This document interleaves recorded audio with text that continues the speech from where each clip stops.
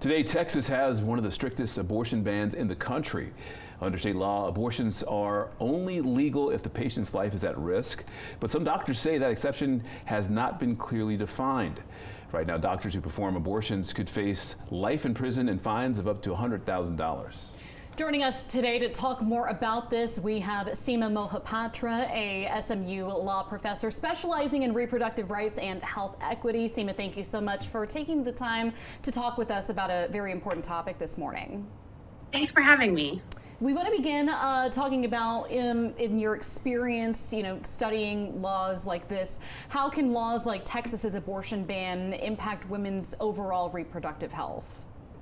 Well, it's very confusing to both physicians and to women who are facing any complications in pregnancy, which are obviously not planned.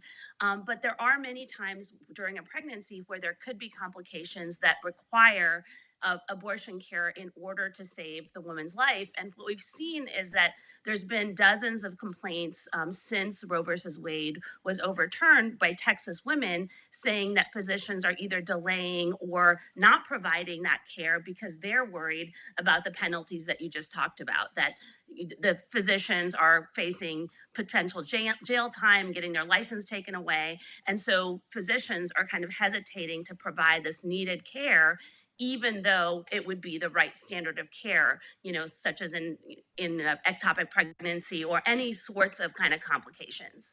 And Seema, there have been many cases here in Texas looking to clarify what qualifies as a medical exemption to the ban, some making national headlines.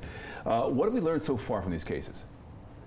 Well, so I think these cases have just added more confusion than anything else.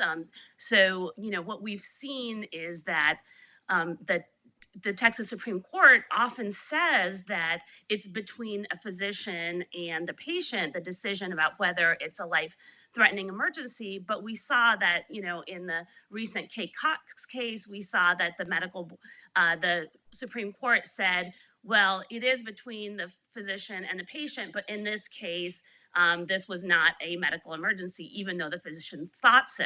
So that leaves a lot more questions for physicians about how to proceed.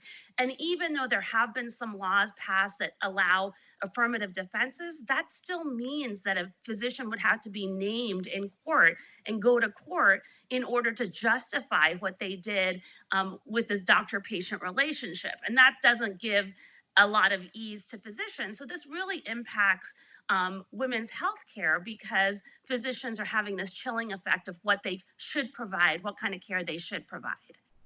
Yeah, definitely an ongoing issue in Texas and really across the country that we are continuing to cover. Seema, thank you again so much for taking the time to discuss this with us this morning. Thank you. All right, we do have to take a quick break.